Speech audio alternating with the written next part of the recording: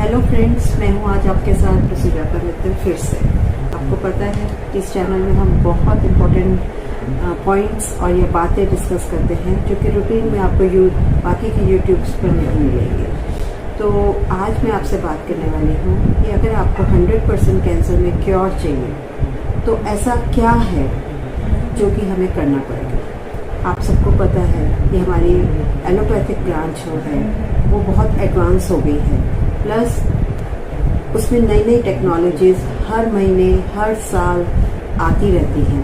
पर इन सब के बावजूद भी अगर हम अपने कैंसर का क्योर रेट देखें तो कैंसर के क्योर रेट मोर देन 50% जो है वो नहीं है। हम कैंसर में क्योर रेट्स की बात करते हैं सर्वाइवल, तो 5 ईयर सर्वाइवल रेट कहीं से भी किसी भी उम्र के और किसी भी तरह के टाइप का जो कैंसर हो तो उसका जो 5 ईयर सर्वाइवल रेट है वो अराउंड 60% है। पर अगर हम 10 ईयर सर्वाइवल रेट की बात करें तो वो लेस देन 50% है। तो देखिए, अगर कोई 80 साल का हो तो उसके लिए हो सकता है 5 साल काफ़ी, मतलब 5 साल की ज़िंदगी उसके लिए मायने रखती हो। परंतु अगर कोई 30, 40, 50 साल का या कोई बच्चा है 10-12 साल का तो 5 साल अगर इतना एक्सपेंसिव ट्रीटमेंट, इतना लंबा, मतलब आप हमारा जो एलोपैथी का ट्रीटमेंट है जिसमें हमारी 3 मेन स्ट्रीम्स होती हैं कि सर्जरी है, रेडियोथेरेपी है और कीमोथेरेपी, उसको लेने के बावजूद भी अगर कोई बच्चा है मान लो 12 साल का और वो सिर्फ मुश्किल से 4-5 साल जी पाता है तो ये सफिशिएंट नहीं है। आप सबको ये भी पता होगा कि एवरेज कैंसर के ट्रीटमेंट कॉस्ट करने में प्राइवेट में, मैं प्राइवेट की बात कर रही हूँ, और अगर हम मेडिकल कॉलेज में तो उनके भी एक्सपेंसेस जो आते हैं या सरकारी अस्पताल में जो आते हैं वो कम से कम 2.5, 3, 4, 5 लाख से कम नहीं होता। और अगर ब्लड कैंसर से तो फिर ये एक्सपेंसेस 15-20 लाख, मतलब ये तो हॉस्पिटल के खर्चे की बात कर रही हूँ। पर इसके अलावा जो मेंबर घर से पेशेंट के साथ आता है वो 6-6 महीने, 1-1 साल, 1.5 साल तक पेशेंट के साथ उनको रहना पड़ता है, तो उनके भी सभी अपना थोड़ा टाइम निकाल के इतने टाइम तक के लिए पेशेंट के साथ रहना होता है। तो मैं आपसे बात करना चाहती हूँ कि भाई ऐसा क्या चीज़ है, मैं आपसे ये ऐसी क्या चीज़ है जो कि मिसिंग है। What is the missing link between the treatment and the cure. तो सबसे पहले मैं आपको ये बताना चाहती हूँ कि सबसे मेन प्रॉब्लम जो मुझे समझ में आती है और जो मैंने देखा है और पढ़ा है और अपने पेशेंट्स को ट्रीट किया है उसमें कि हमारी जो मेडिसिन है, जो एलोपैथिक मेडिसिन है, वो बहुत फिजिकल है, मतलब वो फिजिकल लेवल पर एक्ट करती है सिर्फ। और हमें को सिर्फ ये बताया गया है कि आपको तो ट्यूमर श्रिंक करना है, बाकी बॉडी को क्या हो रहा है, पेशेंट के न्यूट्रिशन कैसा है, उसके थॉट्स कैसे हैं, वेदर वो स्पिरिचुअली कनेक्टेड है कि नहीं, उसके इमोशंस का क्या हो रहा है, इसके बारे में हमको नहीं पढ़ाया जाता, हमको नहीं सिखाया जाता। और ये बातें अब हमें समझ में आने लग गई हैं कि डाइट का बहुत इम्पॉर्टेंट रोल है, हमारे पेशेंट के इमोशनल स्ट्रेस का बहुत, क्योंकि जैसे ही कैंसर का नाम सुनते हैं तो आपको पता ही है कि स्ट्रेस हो जाता है, तो उस स्ट्रेस से कैसे कोप अप करें। मेंटल जो स्ट्रेस हो रहा है, इमोशनल और मेंटल स्ट्रेस है, उसको कैसे कोप अप करें। सिर्फ पेशेंट का ही स्ट्रेस नहीं होता फ्रेंड्स, बाकी सबके घर वालों को भी बहुत ज़्यादा स्ट्रेस हो जाता है, तो उस स्ट्रेस को कैसे मैनेज करें। और स्पिरिचुअलिटी का हमारी हेल्थ में क्या, हमारी लाइफ में या हमारी हेल्थ में क्या रोल है, इसका हमारे मेडिकल एस्पेक्ट में बिल्कुल नहीं पढ़ाया जाता है।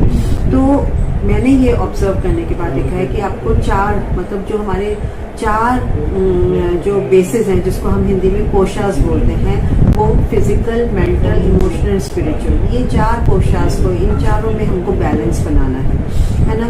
तो हमारे जैसे मैंने बताया कि एलोपैथी में तो सिर्फ ड्रग्स दे देते हैं, कीमोथेरेपी देंगे या रेडियोथेरेपी करेंगे या सर्जरी करेंगे, पर डाइट के ऊपर कोई ध्यान नहीं देता। तो फिजिकल एस्पेक्ट में हमारे जो है वो डाइट का बहुत बड़ा रोल है, प्लस आपको सप्लीमेंट्स का बहुत बड़ा रोल है। तो मोस्ट इम्पॉर्टेंट जो चीज़ें हैं, जैसे हम बताते हैं कि आपको मिल्क प्रोडक्ट्स हैं वो आपको बिल्कुल बंद कर देने चाहिए, प्लस आपको रिफाइंड प्रोडक्ट्स हैं, मैदा है, सूजी है, ये सारी चीज़ें बिल्कुल बंद कर देनी चाहिए। ये इंपॉर्टेंट एस्पेक्ट्स हैं। प्लस आपको सप्लीमेंट्स, डॉक्टर्स हमें जो पढ़ाया गया है उसमें ये कि अगर आप सप्लीमेंट्स लेते तो हो सकता है कीमोथेरेपी के ड्रग्स के साथ कुछ एडवर्स रिएक्शंस हो जाए, रेडियोथेरेपी जो भी है उसके कारण से जो उसके इफेक्ट ना है, उसके कारण से नहीं। अगर सप्लीमेंट्स लेते हैं तो ये माना जाता है कि रेडियोथेरेपी का इफेक्ट कम हो जाता है। तो मैं आपको पहले बता देती हूँ इस बारे में कि ये जो बताया गया है और अब जो रिसर्च हुई है उस पर ये क्लियर कट आ गया है कि supplements plays a very important role. के अंदर ट्यूमर है, मेलिग्नेंसी है, तो आपके बॉडी की इम्यूनिटी कम हो जाती है, प्लस आपके बॉडी के जो एज सच खाने की कैपेसिटी है ना, आप कीमोथेरेपी ले रहे हो या रेडियोथेरेपी, तो आपकी भूख वैसे ही कम हो जाती है। तो उसमें तो बॉडी की रिक्वायरमेंट बहुत ज़्यादा बढ़ जाती है। तो वो रिक्वायरमेंट पूरी कैसे होगी, है ना, क्योंकि हम तो जब कीमोथेरेपी देते हैं तो आपको बहुत ज़्यादा सप्लीमेंट्स IV वगैरह नहीं देते हैं। और डाइट पे भी डॉक्टर्स बोल देते हैं कि भाई आपको ना उबला हुआ मतलब रॉ तो बिल्कुल नहीं खाना, तब रॉ आपको 50 to 70% करने पड़ेंगे। और सप्लीमेंट्स अगर आप नहीं लेंगे तो आपका बॉडी धीरे धीरे और जीन होता जाएगा, मतलब वीक होता जाएगा। और हम ज़्यादातर पेशेंट जो हैं ये क्लियर कट है कि एलोपैथी में सेप्टिसीमिया, एनीमिया और इन्फेक्शंस, मतलब न्यूट्रिशन डेफिशिएंसी, इन्फेक्शंस और सेप्टिसीमिया की वजह से उनकी डेथ होती है। और वो सारे जो हैं कीमोथेरेपी और रेडियोथेरेपी की, मोर ऑफ कीमोथेरेपी की वजह से ये है। तो मेरा कहने का मतलब है कि सप्लीमेंट्स बहुत इंपॉर्टेंट हैं। 50 to 70% रॉ आपको लेना बहुत इंपॉर्टेंट है। प्लस आपको मिल्क, मतलब डेयरी प्रोडक्ट्स और जो है रिफाइंड फूड, वो बिल्कुल बंद कर देना चाहिए। नेक्स्ट इंपॉर्टेंट चीज़ जो आती है आपको अपने इमोशनल और मेंटल वेलबींग के लिए, उसके लिए कुछ ना कुछ चीज़ें हैं जो आपको अपनानी पड़ेंगी। तो उसमें एक फिजिकल एक्सरसाइजेज हैं। एक्सरसाइजेज में सबसे ज़्यादा इंपॉर्टेंस मैं जो देती हूँ आसनास को देती हूँ, और उसमें भी सूर्य नमस्कार, देन आपके क्रियाज हैं जैसे कपालभाति है, आपके अनुलोम विलोम है, और डिफरेंट बहुत सारी चीज़ें हैं, भस्त्रिका है। ये सब आपको जरूर करनी चाहिए अपनी लंग कैपेसिटी बढ़ाने के लिए। और ये आपके हेल्प करते हैं आपके इमोशनल और मेंटल वेलबींग को रखने के लिए। सत्संग में आपको जरूर बैठना चाहिए। और ऐसे ही जो चौथा बॉडी का हमारा है स्पिरिट, मतलब आपकी आत्मा जो अंतर आत्मा है, वो अगर आप मेडिटेशन नहीं करते तो वो भूखी रहती है, मतलब वो प्यासी रहती है, भूखी प्यासी रहती है, वो परेशान होती है। तो अंतर की आवाज़, क्योंकि वो आपका बहुत इंपॉर्टेंट इंट्यूशन है, वो आपको गाइड करेगी, वो आपको हील करेगी। तो स्पिरिचुअल जो हमारा बॉडी का एक इम्पॉर्टेंट पार्ट है, उसको सेटिस्फाई करने के लिए आपको अपने अंदर भीतर जाना है, अपने अंदर कि मुझे ये प्रॉब्लम क्यों हुई, मुझे कैंसर क्यों, मैं कैसे ठीक हो सकता हूँ या हो सकती हूँ। तो ये आपको स्पिरिचुअल कनेक्शन से ही मिलेगा।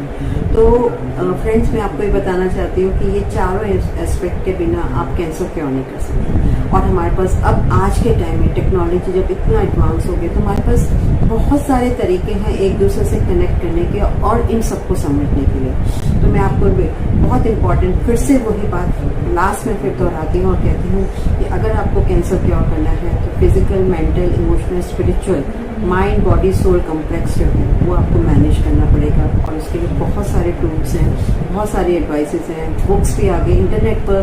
अभी एट राइट नाउ कम से कम 1 लाख लोगों के केस हिस्ट्रीज हैं। इवन जो हमारे जर्नल्स में पब्लिश हो चुकी हैं, हजारों केस हिस्ट्रीज की, जहाँ पर लोगों ने अपने आप को डॉक्टर्स के सिर्फ मतलब एलोपैथिक ट्रीटमेंट नहीं भी लिया और लेकर और दूसरी चीज़ें जो माइंड बॉडी कॉम्प्लेक्स के उनको अपनाकर क्योर किया, जबकि डॉक्टर्स कह चुके थे कि हम आपका क्योर पॉसिबल नहीं, आप 6 महीने या 1 साल लेंगे। तो अगर हम इन सबको, इन केस हिस्ट्रीज को मैंने पढ़ा है, समझा है, और यही 4 बातें हैं कि माइंड बॉडी स्पिरिट है ना, और इमोशनल वेलबींग, ये हमको मैनेज करना पड़ेगा और तभी हमारा कैंसर का क्योर रेट जो है वो आएगा।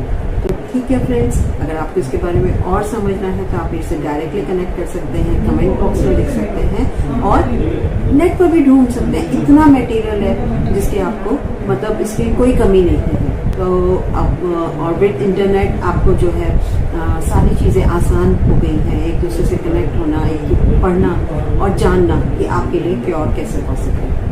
तो है ना, ठीक, बहुत अच्छी बात है ना कि आपको ये एक जानकारी मिली कि ये 4 चीज़ें अगर हम लाइफ में मैनेज करते हैं तो आपका क्योर पॉसिबल है। Thank you friends for listening to me. फिर मिलेंगे।